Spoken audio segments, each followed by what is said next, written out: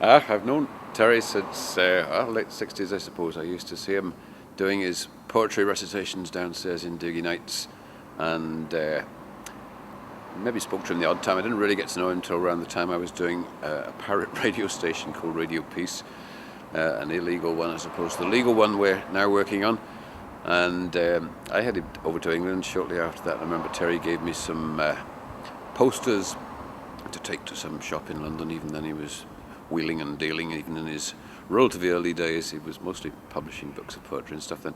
And I kind of lost touch with him after that, but I came back here in 75 and I saw this sign up in the BBC where I was working, cheap LPs for sale at 12 Jerusalem Street.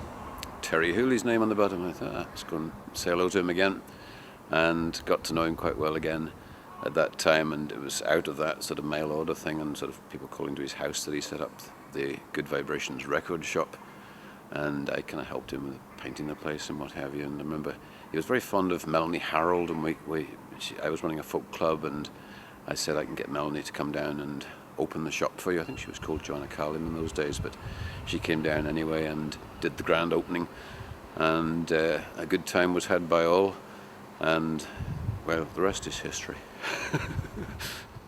I don't know, I'm sure you've had loads of people saying the same sort of things, and he said I've to say bad things about him, but Terry has been he's been a catalyst.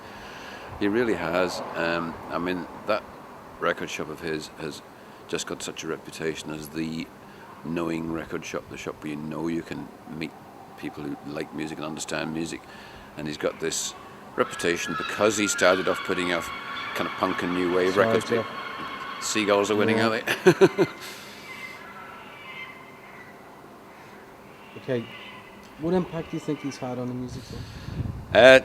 Terry's just been a tremendous catalyst for the development of music in Belfast. A lot of it unknowingly, I think, just because he's such an outgoing, bouncy kind of person that he kind of attracts people like a magnet, and he hasn't engineered a lot of the things that have happened, but because he operates the way he does, because the environment of his record shop is a kind of friendly place where musicians feel comfortable and people who like and understand music feel comfortable, that's just tended to generate a whole buzz, and people tend to pigeonhole him because he was known for his first Good Vibrations records as being mostly punk, new wave.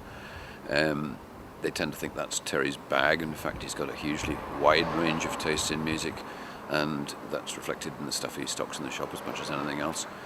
But young bands tend to go to Terry to get advice and to get to start off. A lot of it's unknowing, it's unconscious, but some of it's conscious, and he does help people whenever he can to get going.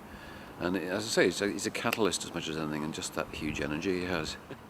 I'll tell you about Terry. Terry is back doing this radio station along with me here, and he is in his element because Terry loves nothing better than to talk, and to be able to talk to people and not have anybody answer back to him. Not that he takes the slightest notice if anybody does answer back to him, but to be able to do it absolutely free of any cluttering whatsoever.